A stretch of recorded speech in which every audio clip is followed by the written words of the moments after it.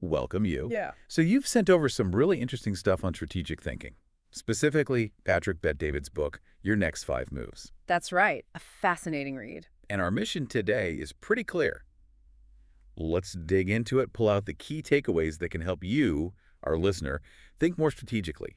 Doesn't matter what field you're in or, your experience level. Absolutely. And Bet David's perspective is quite unique, isn't it? He's a chess guy. Right. Sees everything through that lens. Yeah. Business is a chess game. Exactly. And he's not just theorizing. He's worked with a lot of entrepreneurs, CEOs, plus his own story, growing up in Tehran during the war. Yeah, that context is important. Yeah, Talk about needing strategic thinking just to navigate daily life. for sure. And then coming to the U.S., founding Valuetainment, building that whole platform, it adds weight to his ideas. Definitely. So the central theme, your next five moves, it's all about, well, foresight, isn't it? It really is. Thinking ahead, anticipating consequences, not just reacting, shaping the future instead of being shaped by it. And the book lays out five specific moves to get there. Right. And the beauty is, while he uses business examples, the core ideas are really broadly applicable. Personal growth, career stuff, building something. Exactly. It's a framework for intentional action, whatever your goals are. So keep that in mind as we talk. How does this apply to you? Okay, good point. Let's start at the beginning then. The absolute foundation. Understanding your why. Yes. The book hits you with that question straight away. Who do you want to be? It forces you to pause before jumping into strategy. You need that clarity first. And it challenges that assumption that we all want the same thing, that success looks the same for everyone. Bet David really pushes back on that. So it's about deep self-reflection. What really drives you? Precisely. Not someone else's definition. Yours, what actually matters to you deep down. And he offers a tool for that, the personal identity audit. Yeah, apparently it was a big deal for him personally. A set of questions, sounds like they're in the appendix, to really make you dig deep. Like what gives you energy, what impact do you want, what are your non-negotiables, that kind of thing. Exactly that. Getting clarity on your core. Then there's this idea of aligning your present with your future truth, acting like you're already there. Right. It reminds me of that Thomas J. Watson quote about IBM having the future vision and acting accordingly from day one. So you embody the person you aim to become. Start now. Yeah. And using heroes or visualizations helps keep that vision alive. Like the what would hero do framework. Mm-hmm. Whether it's Rockefeller or Bezos or Oprah, whoever embodies the qualities or achievements you aspire to, it's a mental shortcut in tough spots. That makes sense. But he also warns against comparison, right? Oh, strongly. Define success on your own terms. That story about Sean. The guy who just wanted to be home for dinner. Yeah, contrasted with Bet David wanting to, quote, take over the freaking world. So, Two valid paths, defined individually. It's about what's right for you. okay, let's shift a bit. This theme of using pain that felt pretty prominent. Yeah, harnessing adversity as fuel. It's a powerful concept. He uses his own life, right? Right. Growing up during the war, that guidance counselor, Dottie. Dottie, yeah. Clearly, those experiences shaped him, motivated him in a big way. And the story about his father in the hospital, that seemed like a real turning point. Definitely. The frustration that strangers comment about money and healthcare. He talks about taking those negative labels and vowing to change everything. Wow. Turning pain into a catalyst. And he mentions others too, like Elon Musk and his father's comments. It seems common among high achievers. Proving people wrong is motivation. Sometimes, yeah. Or just using that negative energy to drive forward instead of letting it crush you. Yeah. It's a reframing. Okay, so moving to the core strategy. Thinking multiple moves ahead, the 5 moves concept. Back to the chess analogy, like Magnus Carlsen seeing the board many steps into the future. But it's not about getting stuck analyzing forever, is it? No, not paralysis by analysis, as he calls it. It's about calculated anticipation. 5 moves seems like that sweet spot, enough foresight, but not overwhelming. Anticipating outcomes, counter moves. Right.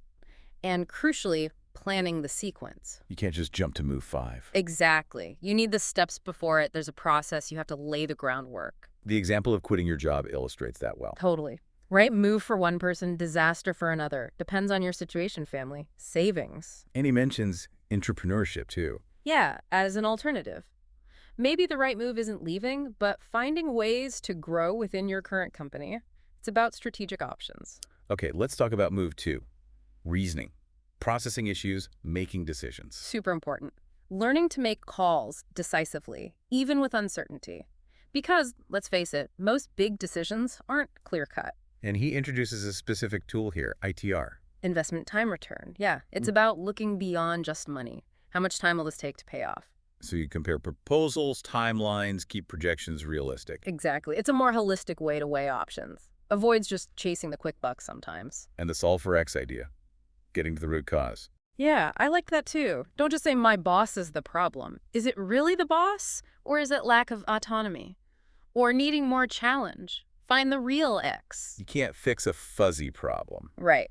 Identify it clearly first. That lawsuit anecdote he shares. Where settling cost a lot, but brought peace of mind. Shows the value of processing thoroughly and making a calculated choice, even if it hurts financially in the short term. It's the bigger picture. And it's not just logic, right? There's an art to it. Definitely. Methodology matters, analyzing numbers matters, but so does understanding the wider ripples, like how faster processing impacts company value when you're growing fast, seeing the connections.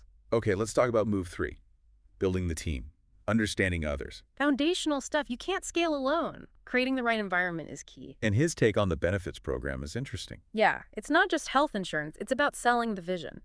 Being around me and this mission will help you win, help you grow. Mutual benefit. Highlighting that personal and professional upside. And the need for a conciliere, wise counsel. Like Munger to Buffett or Sandberg to Zuckerberg. Exactly. Someone trusted who can challenge you, offer a different perspective. Hugely valuable. He even suggests bringing opposite personalities into discussions. Right. That constructive friction can spark better ideas, more robust solutions. Avoid groupthink. But he balances this with caution about trust, doesn't he? Oh, yeah. No naivety allowed. Due diligence is critical. That Donnie Brasco reference. Appearances can be deceiving. Absolutely. Research people thoroughly, especially before giving them real responsibility. Don't just go on gut feeling for key hires. Use data. Use a systematic approach. And the golden handcuffs idea, giving equity over time. To create that ownership mindset, align interests long term. Makes sense. Then there's the tough part, firing. Do it gently but decisively, like ending a relationship. That's the analogy. Clarity, respect, but make the break. It affects culture, reputation down the line. You have to protect the team. And upholding principles is non-negotiable, even with high performers. Absolutely. No tolerance for unethical stuff. Those rogue agents had to go. Integrity over everything. What about radical transparency? He leans towards it, but acknowledges finding the right balance. What works for the team? It needs to be sustainable, respectful. And it all comes back to the leader's personal code, right? Your integrity sets the tone, especially as you gain more influence. Your actions speak loudest. Okay, move 4. Mastering strategy to scale. This covers growth, managing complexity. Right, both the big leaps and the steady progress, and planning for bumps in the road. Contingency planning, like prenups for business. Exactly. For partners, key employees, investors, spell things out up front to avoid pain later. Which means documenting everything. Crucial. Agreements, processes. Prevents so many conflicts. Saves time, saves relationships. Now, this idea that friction is good, that seems counterintuitive. But he means constructive friction. Healthy debate, diverse views. That's where innovation comes from. That Rogan Schaub example. Honest feedback, even if it stings. Yeah, it drives improvement.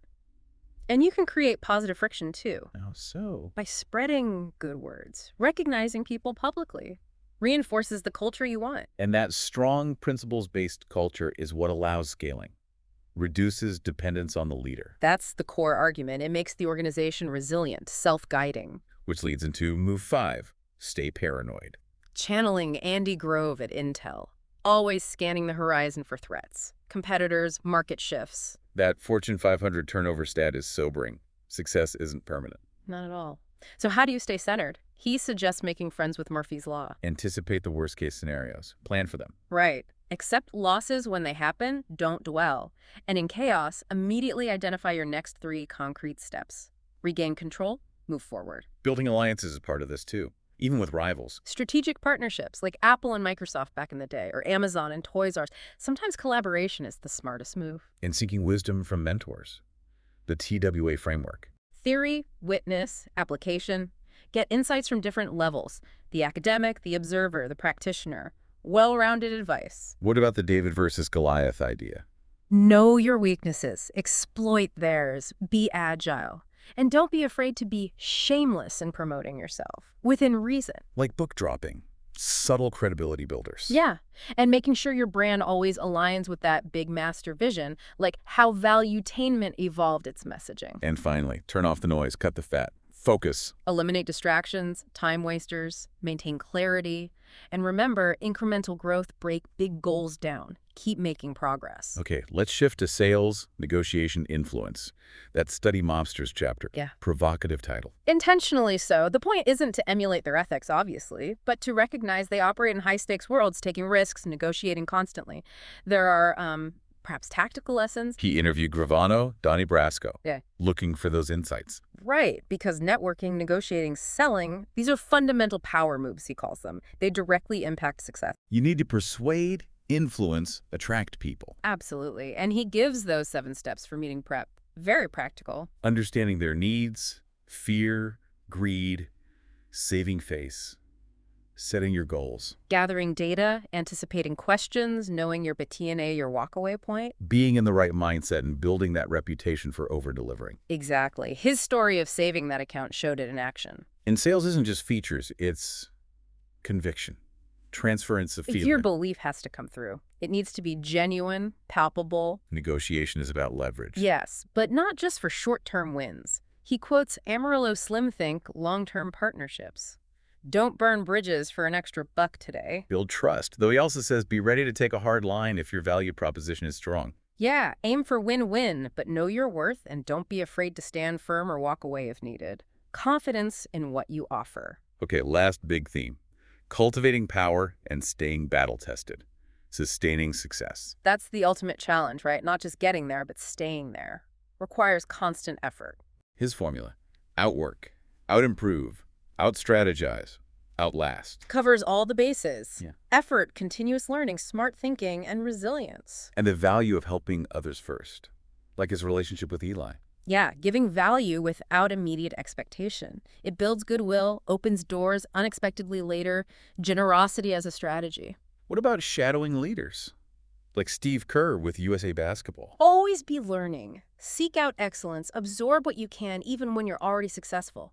Stay humble. Stay curious. And true leadership isn't just personal example. It's driving others to their potential, setting the standard, inspiring the team. It comes back to that continuous learning, the 1% mentality. Constant small improvements and embracing challenges as growth opportunities, not just problems. And having that bigger mission beyond just money. Crucial for fulfillment, for resilience, gives you purpose when things get tough.